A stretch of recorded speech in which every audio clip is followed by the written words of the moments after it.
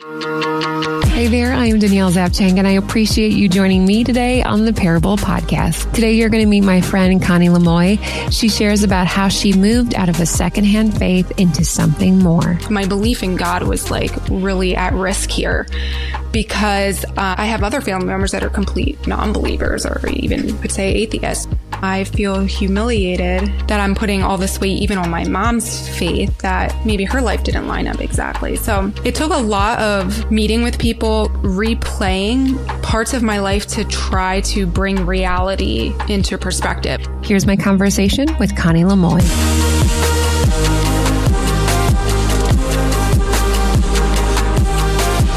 Oh, but Connie, I met her over a year ago. We worked together with Women's Speaker Collective, and I got to meet you, Connie, for the first time this summer, live and in person. I was so grateful to meet you, and I'm so thankful that you joined me today. Thanks, Danielle. I'm super honored. And let me tell you, the first time I met you was the first time I ever got a welcoming like that.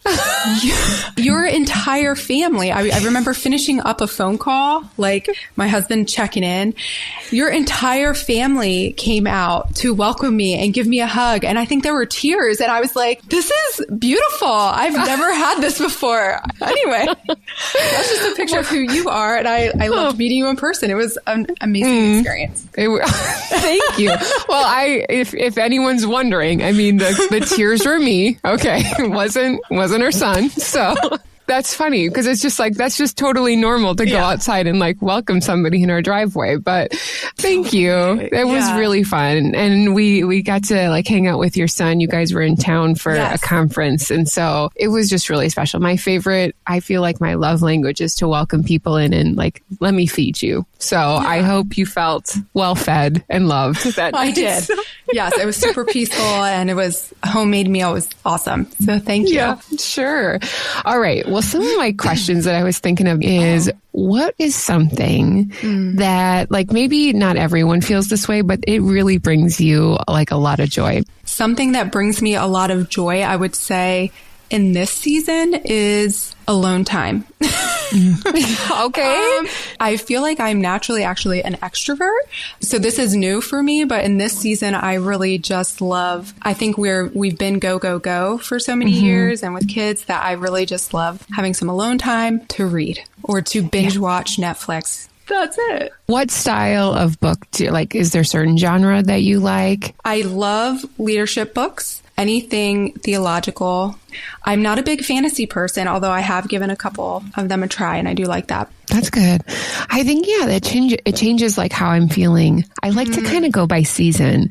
Also, for you, what would you say was the last time you felt like you were in the right place? But sometimes, we kind of just feel what you said, I'm going. But you're like, okay, I know I was meant to be here. It was a divine intervention. Or you're just I was right in front of Netflix when I needed to be. I think when my family and we had a move from Pennsylvania to here, I think it was the first time I felt this is where we're supposed to be, but this is not where I thought I would be. We were pastoring at a church in Massachusetts and we moved to Lancaster, and there were options for us to move other places. And we kind of picked here and we were excited about it, but it was also not where we thought we would be, even just geographically. But at the same time, there's peace of how God is working in us and through us in this time and spot. So Connie, what would you say, what does your day-to-day look like? I know that you are in the medical field. And why don't you tell us a little bit about what you do? So I am a nurse manager.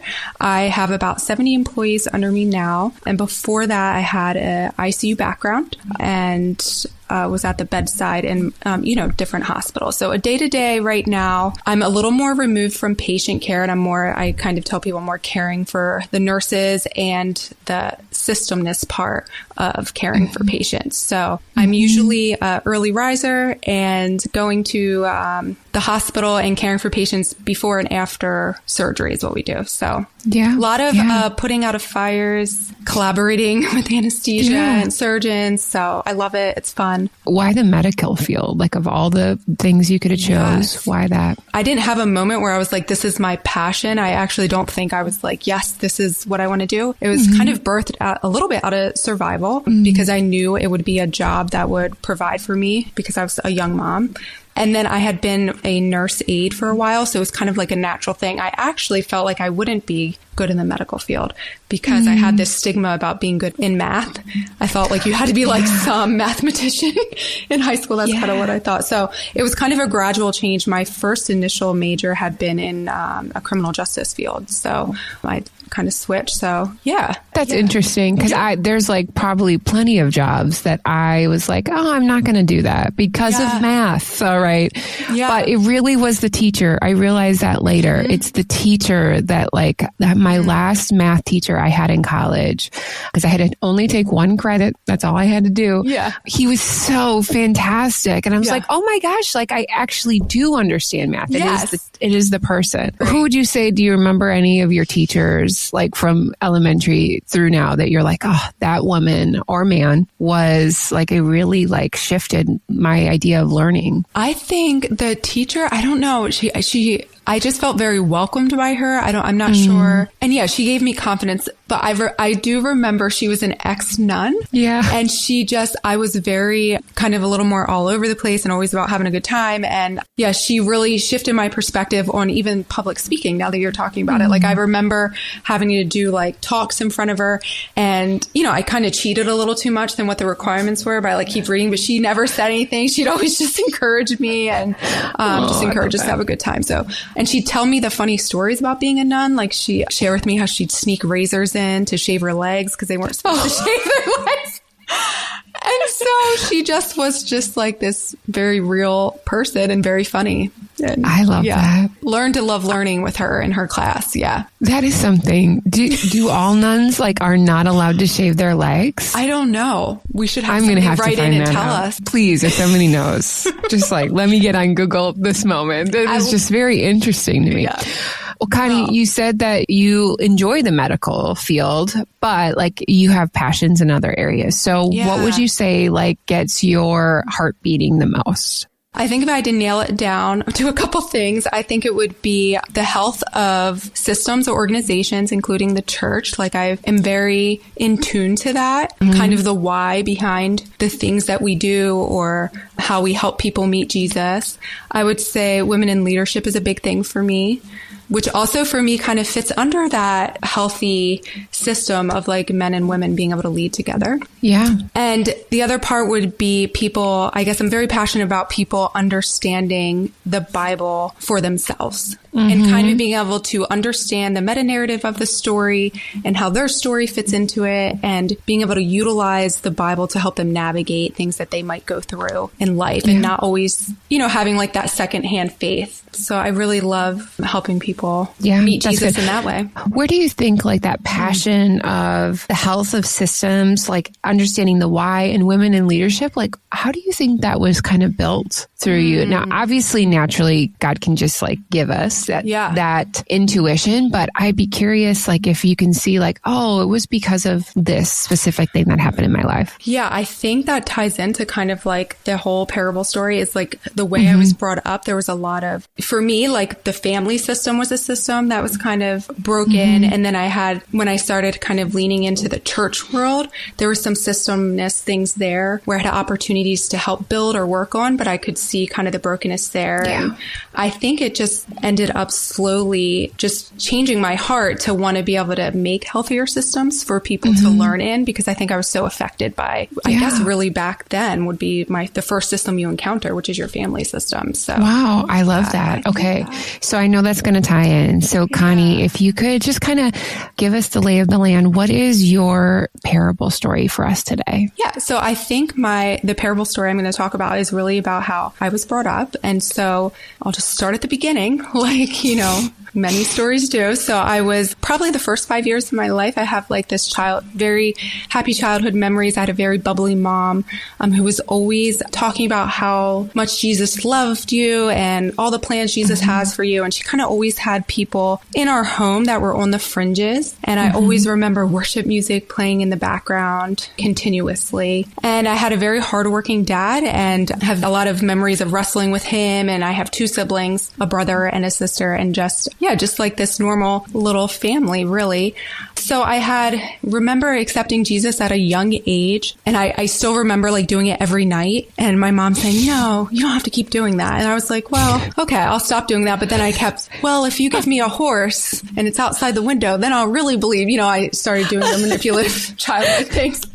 But I had a very charismatic, like, faith foundation. I think there was a lot of talk of healing, strongholds, but probably not a lot of that biblical. Like, I probably couldn't have talked to you about the gospel or really like laid that out, or some stories in the Bible, like I kind of knew of, but didn't really understand how they fit. Right. So fast forward when I was about 5, I had learned that the dad who was raising me, because my last name was kind of the same as everybody in my family, but I actually learned that he was my stepdad. And I had a birth dad who wanted to start formally seeing me. So around that time, I started to go visit him and kind of learn about his side of the family. And at that time, I don't really have much memory of like how it affected me. I remember my last name like being a weird thing, that it was changing, because then my last name had to change. So that was, I remember that, but I don't remember anything too much more abrupt than that. And my brother had always had these like pretty bad behavioral issues that were always being managed. So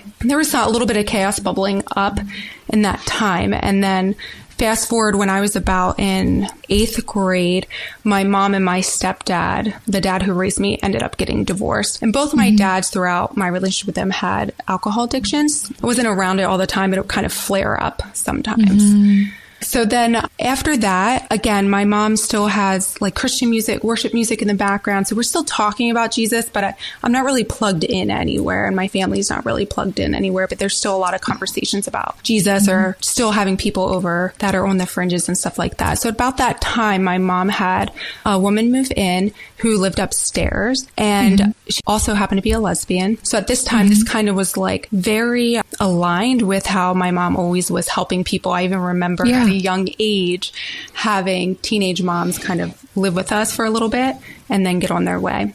So she moved in to kind of help with the bills and kind of like rent the upstairs.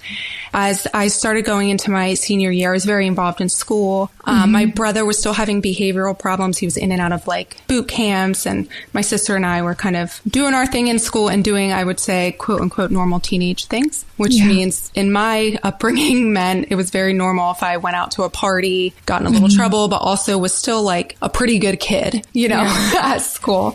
Still had some Christian friends, and they were kind of intermittently in and out of my life. And I became this professional chameleon all of high school. So on the weekends, I would, like I said, have a little bit of fun, and I just had friends in all different kind of realms. So then about my senior year, I had a boyfriend, and soon after I graduated, I did get pregnant. So I was 18 at the time. And my family was we had multiple systems of family, but most of them were pretty supportive. And I ended up staying with my mom and living there for a little bit. Boyfriend moved in, and then we moved out together. And kind of were living this very, I would say, normal family life from my view. Like, there was a lot of things we were trying to navigate that we didn't have the emotional maturity to navigate all the normal relational things, but also we didn't understand the forces of our background that were kind of playing into our life. So at that time, I had been in nursing school, and I still remember going through nursing school with my little baby. Like, I had him, and I didn't take any time off and just continued through. And it really, where the story kind of converges here, you would think it was when I got pregnant, I guess, but we had a very big fight. I came home one night, and we have had fights before, but it never really got physical. It was more, verbal emotional type fights. So I came home, he had a friend over. I couldn't even tell you how the fight started. I am sure it was over something very stupid, as many of our fights were, with lots of deep roots, you know, and it ended up getting extremely violent, I would say.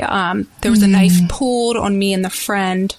I remember my boyfriend at the time, you know, the father of my son, kind of talking in a third person. I don't know if he had, you know, if he had any substances in him at the time. I'm not really sure. And I remember him holding us on the couch with the knife, and me and my friend were just sitting there, and he did, you know, hit me across the face. And I remember his friend just putting his hand on my leg, and I just kind of you know, remember thinking I need to get out of here. He ended up going out on my porch. I was able to lock him out, and my son slept through the whole thing. And so I grabbed him and I went outside, and I remember it raining, and the friend had called the police. And I remember hearing him call the police. I was getting it. And I think he said something like, it's an attempted homicide or something like that. So even then it didn't feel that way. I was like, well, that's a little strong, but I think I share that with you just so you know, like kind of to paint the scene. So it was a very unexpected night because, like I said, we didn't really have fights like that, or that wasn't really my full experience of him.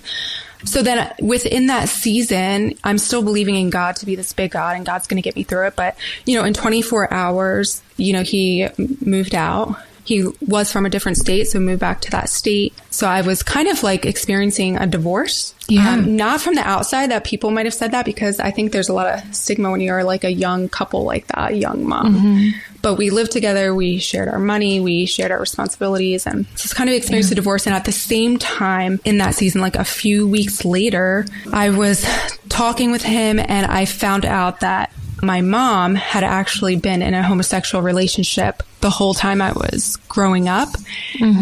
And I think in that moment, I felt like the carpet was kind of just ripped out from under me. Yeah. So it wasn't like finding out that my mom was in a homosexual relationship. It was more finding out that I didn't see it. And so up until that season of my life, which feels so odd to say, but I didn't feel like my family was very abnormal. I remember going to some church, or I remember hearing people's testimonies, because again, my mom had talked about God doing great things in people's lives. And I remember thinking, gosh, I have a pretty good life. I don't know what my testimony would be, you know, like, so it felt like, I would say I do this a lot now, but you know, when you doze off during a movie, like in and out of a movie, and then you're like, oh crap, I need to rewind and see what the story was. That is exactly what it was. And I was like, I can't believe I missed all of this. Like I had no idea my mom there. So oh my gosh, Connie. First of all, I'm just like so sorry that you had to walk through this trauma. And when you said it like that, of like rewinding and then seeing, because as a child, I mean, just even as a 5-year-old and recognizing like, oh, this isn't your dad. I think the word you used this summer is like that you were lied to like multiple times over and over, where you assume like this is my reality and it isn't. How did you walk through that shifting process of understanding, okay, this is what I thought happened, this is what actually happened, and just like reckoning with the weight of not only your mom, but just what was happening with your entire family? It was very difficult, and it was not like a overnight process. So I always like to make that clear to people.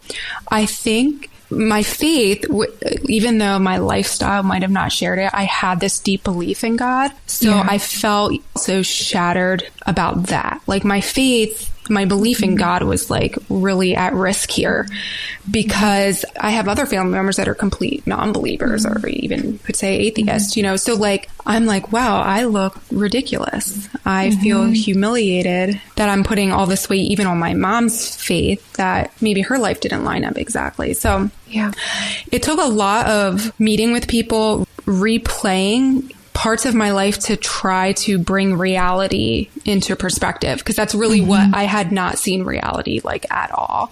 Yeah. And so the one thing I think that was helpful is like I had a family system during the week, which was like my mom who professed Jesus. And I do think she has a love for Jesus now. And I think some of it was misaligned, but I think she was professing Jesus and yet she was still very messy. And then I had family that I would visit on the weekends, because remember, I visited my birth dad on the weekend and then my stepdad on another weekend. So they didn't profess Jesus, but they were consumed by their own messiness as well. So there was like a mix of good and bad there. And then I would have family, like this extended family on the holidays and maybe a different side of the family. And I was like, well, some of them have different beliefs in faith and some of them don't believe at all. And they're kind of messy. Yeah. So for me at that point, I was like, the common denominator here is not Jesus. The common denominator is sin and our own humanity and our own lack of boundary. You know, there was just like all this. So it kind of drove me to just go on my knees and ask God to show up in a big way. And I really was obsessed with Proverbs and any wisdom verse because I felt like I'm going to need it because I missed half of my life here. And I think I just drove towards that. So I was really unapologetic about showing up for as much as I could to learn about who God was and to really understand the Bibles. I remember my mom a long time ago had given me like a King James Version Bible, which at the time, you know, I don't know what that means, you know. So I remember having this and it was like gold on the outside, like real gold. I remember her telling me it was like 14 karat gold. I'm like, great. Ooh. So, you know, I start reading this Bible and I'm like, a lot of this is weird. Why are there animal sacrifices? And where should I start reading? And it was very overwhelming. And I got very frustrated with people who would just say, just go pray or just go read your Bible and God will show up. And I'm like, I need to engage my brain here. Because like a childlike faith actually felt very dangerous to me. Like it did not feel safe to just do that. So I became relentless about showing up while navigating some stigmas of just being a single mom. So, you know, I would show up, I would feel very much like an outsider in churches. And even now, sometimes I do, and I do silly things because I get a little anxious, even though I've worked in ministry before, outside of ministry, I've spoken to churches. There are still some times where I get a little like I'm on the outside, but Connie, you used the words that you were a professional chameleon, and you had said like you had been a pretty good kid, you were faithful, but you know, sometimes like things happen. Like people, I just talked to our daughter about this, you know, where she's 14, freshman in high school, and sin abounds, people's mistake abounds. And like, how do you adjust? How do you recognize that? How do you love people where they are? And so I'd love for you to talk about when people feel like they're a professional chameleon. Usually it's obviously because of childhood trauma or something that they've learned where like, we just need to assess the situation and I will be whatever I need to be for that. Tell me if that shows up still now, that there's a little bit of chameleon that like you have to fight back. I would say I'm very good at catching myself if I am starting to kind of want to bend in a way that is going to please people. Yeah. However, I do think now, like years later after all of that, and you know, it's doing some counseling work, I think I've become like a very big boundary person because of the work I've done, but also because of that. Some of it can turn into unhealth because it can be very self-protective of like, no, I'm not going to do something, or maybe I'll make a inner vow of like, I won't do this because I'm being a little more self-protective. But I also feel like that serves me well in like making sure I'm not chameleon into what other people expect of me or other people's belief systems without actually engaging my own thought or wisdom that God gives me. So I can catch myself pretty quickly if I'm doing that. But I think I've swung the pendulum sometimes where I have a harder like boundary line than maybe I would have in the past. So Connie, when somebody is walking through a really tumultuous time in their life, whether that's with family, friends, just like their personal mental health, maybe just recognizing like there's a lot of trauma that I have gone through in my life. What would be some of your encouragement for them to be able to really understand the narrative of God, to say, you know what, I don't have to be scared of a childlike faith. Like, how is that process for you of like getting out of that and really finding the narrative for yourself? I think for me, it was one, being okay with being human. Mm-hmm. And so sometimes you are going to have a narrative about what church world is like, what Christians are like. And I think you need to understand that, you know, when you're trying to cultivate a faith and heal from things, that you're going to be bringing a lot of your humanness into realms where you think that maybe you don't trust the people on the other side or the narratives you've heard about Jesus or people who follow Jesus. And I think I would encourage you to don't let those narratives lead the way. Mm-hmm. I would say make your own decision by trying to learn about Jesus for yourself and also seeking out community and counseling to help you do that. I know, like, after going through all of that, I was like, I'm not going to let somebody choose my faith for me. I want to experience Jesus for myself. Yeah. And I wanted to have a very deep rooted faith. And I felt like too, as I started to learn, Jesus really illuminated how beautiful his story was. And I remember reading and like learning about the context of the Bible and learning about the culture of that time and how the story really illuminated. And I remember thinking, why didn't they teach this? Why isn't the depth of this story taught in such a manner? So, you know, I think as you forge forward in forming your own faith with Jesus, he's going to illuminate things that will pierce your heart in ways that you can't imagine. And I think that is for people who come from a traumatic past or just people who come from a past where Jesus was not really talked about. That's so good, Connie. The beautiful thing of the story of Jesus and the overarching theme of the Bible, the narrative is it is a love story and it is redeeming. It is gracious. And so I know that your story doesn't end with you trying to figure out your faith. So would you tell us a little bit about just the ways that you've seen God's faithfulness, how he has redeemed you and your son's life from that moment after? After I started chasing after Jesus and, navigating some, awkward church culture encounters and feeling like an outsider and navigating being a mom, a single mom, and some of the stigmas that go with that. Afterwards, I remember I went on a trip to Thailand. And one of the things I had kind of thought when I got pregnant, like I really didn't tell anyone. I kept it a secret for 5 months. I remember being somebody who really wanted to travel a lot. And I remember thinking I'm never probably going to travel. That was the least of my worries at that time. But I just remember that being a thought that snuck up. And I got to go on a trip to Thailand to work with sex trafficking. And I got to get baptized a few years later. I never really was chasing after like getting married. Honestly, I was kind of like just allowing God, like I feel like God was stabilizing some of my circumstances and allowing me to experience just this peace and joy in learning about him and being able to share with others about him. So that was like really fun. And I was really happy being single. And I think God was letting me experience all that. And I was really nervous about any other type of relationship. So, fast forward, I did end up like getting plugged into church and I was seeing a counselor. And one of the things that was pretty redeeming is I had been praying like after that traumatic breakup and that one night I was like, I'm not going to live here. I can't afford it.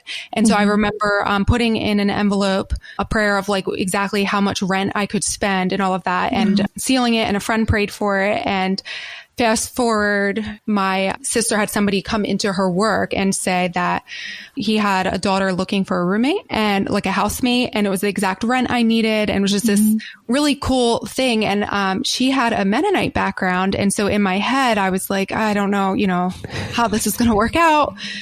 Am I going to be able to have a glass of wine at night? I just didn't know, but she was lovely. I ended up moving in, and there was a pamphlet from the church I had been attending, which was a larger church. And so we had never crossed paths, but she ended up happening to go to that church. So I ended up just meeting a lot of people my age that were following Jesus. And through that, I did meet my husband, who was on staff at the church, which was a very funny story because he did grow up very much in more of a church culture background. So we had a good time with that. So I didn't think I would get married, and he was a worship pastor at the time, and we ended up having a really fun dating experience, getting married, and he's been a great father to my oldest son, who's now in college, and then we have another one who is 11. And one of the fun memories for me is when we were getting married, my oldest son had wanted a ring. And so I got a ring, of course, and had vows to me, but my husband gave vows to my son. And it was so beautiful. And it was just really special. That is special. Oh, you mentioned this summer that your husband, he loves to go to the Hershey amusement park. Like, that's his jam. Yeah. I mean, it's just beautiful to see how, like, you know, God redeems, how family looks different. It can change, it can grow. And I'm so grateful that you shared this story with us today, Connie. And there's so much more. She's fantastic. So if you want to connect with Connie, if her story resonated with you, what's the best way that they can do that, Connie? Yeah. So you can follow me on Instagram, which is at Connie Lemois, or you can email me at connielemois@gmail.com. I'd love to connect. Yeah, all of Connie's information will be in today's show notes. And I'm grateful for you, friend. I love you, and I appreciate you sharing your story today. Thank you, Danielle. So Connie and I continued to chat afterwards, and her husband actually gave her son a ring, and he made vows to him on their wedding day. Isn't that so beautiful? I love that story so much. To connect with Connie, simply visit DanielleZapchenk.com for details. And here are 2 reflection questions from our time with Connie. Number 1, Connie talked about the narrative. I'd love for you to navigate and understand your own personal narrative and how that can draw you closer to Jesus. Number 2, is there a space that you have become a professional chameleon?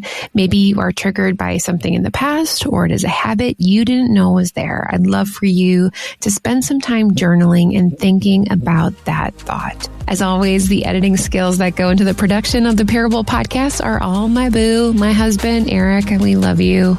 I know you could be spending your time doing so many things, so the fact that you took the time to spend it with me is greatly appreciated. Remember, your parable showcases how God doesn't want your secondhand faith. He wants you all for himself. We'll see you back again next week on the Parable Podcast.